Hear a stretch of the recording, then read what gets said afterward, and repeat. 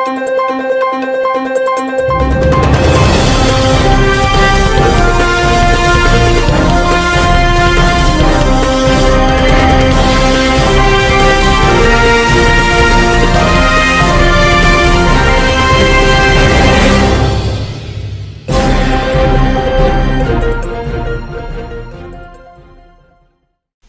శ్రీ మీడియాకి స్వాగతం. ప్రతిక్షణం సామాన్యుల పక్షం. నేటి వార్తా విశేషాలు. అందరికీ నమస్కారం. నేను పుట్టపర్తి నియోజకవర్గ స్వతంత్ర అభ్యర్థి ఎమ్మెల్యేగా పోటీ చేస్తున్నాను. దయచేసి మనకి గ్యాస్ గుర్తుకు ఓటేసి అందరూ వేయించాల్సింది ప్రార్థన. నిన్న అమడుగు నుంచి పుట్టపర్తి వరకు పాదయాత్ర చేయడం జరిగింది. ఆ పుట్టపర్తి పాదయాత్రలో భాగంగా నాకు ఈరోజు కొద్దిగా రెస్ట్ తీసుకోవడం జరుగుతుంది. కాలుకు కొద్దిగా డ్యామేజ్ అవ్వడం జరిగింది. అందువల్ల ప్రజలందరూ విన్నవించుకుంటున్నాను. దయచేసి నాకు సహకరించాలని కోరుకుంటున్నాను. నిన్న ఎన్ని కిలోమీటర్లు మీరు పాదయాత్ర చేశారండి? దాదాపు 70 కిలోమీటర్లు పాదయాత్ర చేశాను. ఎక్కడి నుంచి ఎక్కడ? అమ్మడుగు నుంచి పుట్టపర్తి వరకు పాదయాత్ర చేశాను. మీకు పాదయాత్రలు చేసినప్పుడు ప్రజల నుంచి ఎలాంటి స్పందన ఎదురైంది? ప్రజల నుంచి మంచి స్పందన వచ్చిందండి. ప్రజల్లో రెండు పార్టీలు కాకుండా మూడో వ్యక్తి రావడం, స్వతంత్ర అభ్యర్థి రావడం చాలా సంతోషం. ఇలాంటి వ్యక్తులు, యువకులు బయటికి రావాలని చెప్పేసి చాలామంది నాకు అవి విన్నవించుకోవడం జరిగింది. ఖచ్చితంగా మీకోసం, మీ అవసరాల కోసం నేను ప్రజాసేవ కోసం ఖచ్చితంగా నేను తోడ్పాటు పడతానని చెప్పడం జరిగింది. మీరు పాదయాత్ర చేసినప్పటి నుంచి మీరు ప్రజలకు ఏదైనా చేయాలని ఏదైనా అంకితభావం అనేది ఏర్పడిందా లేదా? ఆల్రెడీ నేను స్వతంత్ర అభ్యర్థిగా పోటీ చేయకముందే నేను ప్రజలకు ఏదో చేయాలని చెప్పి సంగీత భావంతో బయటకు వచ్చిన. పాదయాత్రలో కొన్ని కష్టాలు తెలుసుకున్నా, కొన్ని నష్టాలు తెలుసుకున్నా, ప్రజలు పడుతున్న ఇబ్బందులు కూడా తెలుసుకున్నా. నిన్నటి రోజుల్లోనే ఖచ్చితంగా ప్రజా సమస్యలు తీర్చడం కోసం నా వంతు సహాయం ఖచ్చితంగా కృషి చేస్తాను. నిన్న జరిగిన పాదయాత్రలో ప్రజా సమస్యలు ఏటినన్నా ఒకటి గుర్తించారా? ఏమైనా? ఖచ్చితంగా గుర్తించానండి. ప్రజా సమస్యలు, రైతులు చాలా ఇబ్బందులు పడుతున్నారు. రైతులు కూలీళ్ళు చాలా ఇబ్బందులు పడుతున్నారు. రైతులకు నేను పోయి అడిగితే రైతులు చాలా ఇబ్బందులు, రైతుల గురించి నిన్న చెప్పినారు. చాలా కష్టాలు చెప్పినారు. వాళ్ళవన్నీ నా మనసులో పెట్టుకున్నా.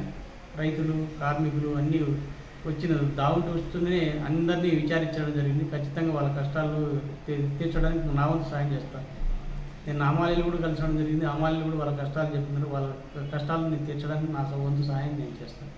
మీకు వచ్చిన సమస్యలలో ప్రధానంగా దేనిపైన ఎక్కువ వచ్చాయి?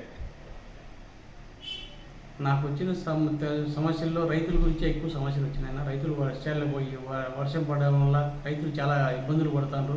బోర్లు వేస్తే ఎండిపోతున్నాయి. ఎక్కడ చూసినా బోర్లు 1000 అడుగులు, 1200 అడుగులు వేసినా చుక్క నీరు లేదని చెప్పడం రైతులు చాలా దీనస్థితిలో ఉన్నారన్న. అమ్మడుగు నుంచి అయితే చాలా ఇబ్బంది పడుతున్నారు రైతుల కోసం నేను ఏదో ఒకటి చేయాలని చెప్పేసి తపంతో వస్తున్నా. ఈ జలకళ అనేది అందరికీ రైతులకు సాగునీరు అనేది అందించాలనేది నాకు కాన్సెప్ట్ పడింది. రైతులు చాలా ఇబ్బంది పడుతున్నారన్న మన నియోజకవర్గంలో. అంటే మీరు ఈ పాదయాత్ర చేయడానికి ముఖ్య ఉద్దేశం చెప్పండి. పాదయాత్ర చేయడానికి ముఖ్య ఉద్దేశం రైతుల కష్టాలు తెలుసుకోవాలా. ఇంకోటి, వేణు అనే అబ్బాయి ఎంతవరకు స్టామినా ఇచ్చి తట్టుకోగలుగుతాడనే సదుద్దేశంతో నేను వచ్చానన్న. ఇంతవరకు 15 కిలోమీటర్లు, 20 కిలోమీటర్లు, 30 కిలోమీటర్లు నడిచిన ఎమ్మెల్యేలు ఉంటారు. 80 కిలోమీటర్లు నడిచిన ఒక స్వతంత్ర అభ్యర్థి నేనే అనుకుంటా. నియోజకవర్గం ఒక 6 మండలాలు కలిసి 6 మండలాల్లో సమస్యలు తెలుసుకోవాలని నేను బయటకు వచ్చిన. ఖచ్చితంగా 6 మండలాల్లో సమస్యలు తీర్చడానికి నా వంతు సహాయం చేస్తానన్న. ఈ పాదయాత్ర చేయాలని అంటే ప్రత్యక్షంగా ప్రజా సమస్యలు తెలుసుకోవడానికి మీరు ఈ పాదయాత్ర చేపట్టారు. ప్రజా సమస్యలు తెలుసుకోవడం కోసమే నేను స్వతంత్ర అభ్యర్థిగా నిలబడ్డాను. అదే ప్రజా సమస్యలు తీర్చడానికే నేను బయటకు వచ్చినాను. ఇటువంటి మండు టెండర్లో మీరు పాదయాత్ర చేయడం చాలా గొప్ప విషయము. అయినా కానీ మీకు ఎక్కడ ఆరోగ్యపరంగా ఏమన్నా ఇబ్బంది పడ్డారా? అన్న, నేను యాక్చువల్గా రైతు బిడ్డనున్నా. నాకు ఎండ టెండర్లో, మర్రు టెండర్లో కూడా పనిచేయడం నాకు తెలుసు.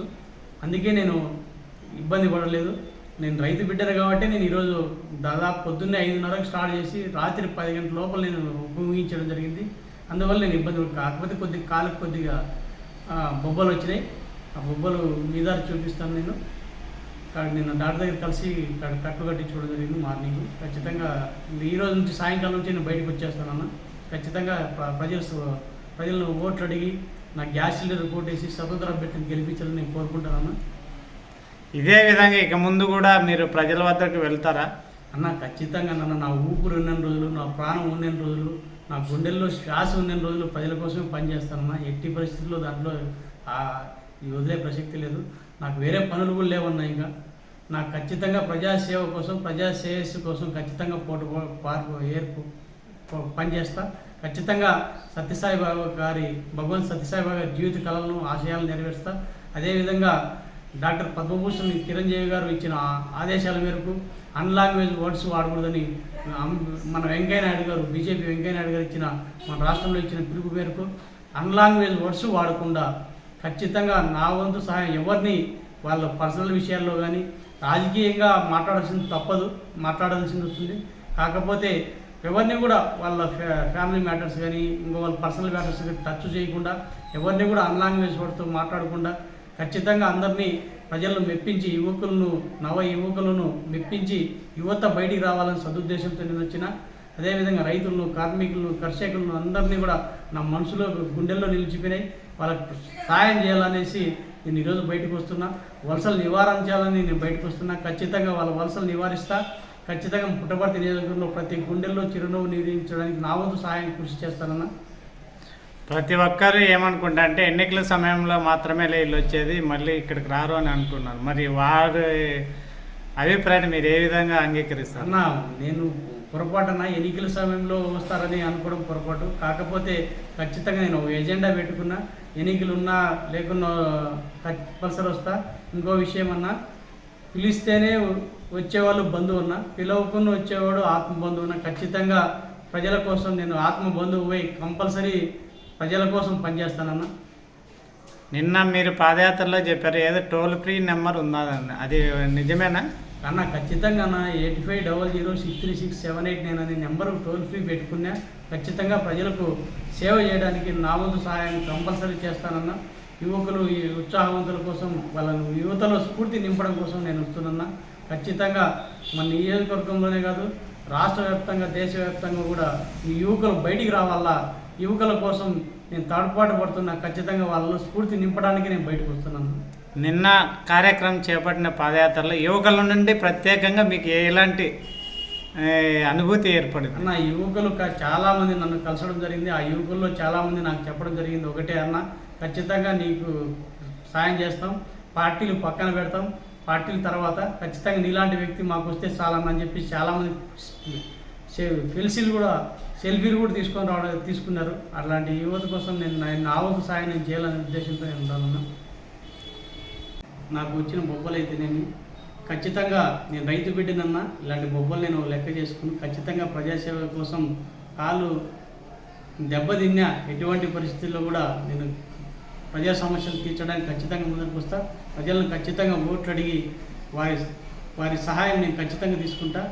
ఖచ్చితంగా వారికి కాలు దెబ్బ తగిలినా కూడా లెక్క అయితే పెట్టుకుని ఖచ్చితంగా ఈరోజు రెస్ట్ తీసుకోకుండా కంపల్సరీ ఈరోజు సాయంకాలం కూడా ప్రచారం చేసుకుంటూ వస్తా. ఖచ్చితంగా నాకు అందరూ సహకరించి దయచేసి ప్రతి ఒక్కరిని వేడుకుంటున్నా. ఆ భగవంతుని సాక్షిగా మీ అందరికీ సహాయం చేయడానికి నేను వచ్చిన. ఖచ్చితంగా మీ అందరి ఆశీస్సులు, దీవెనలు నాకు అందించాలా. మన గ్యాస్ సిలిండర్ గుర్తుకు ఓటేసి వేయించాల్సిందిగా కోరుకుంటున్నా. దయచేసి సాయం చేయాలని నేను కోరుకుంటున్నాను.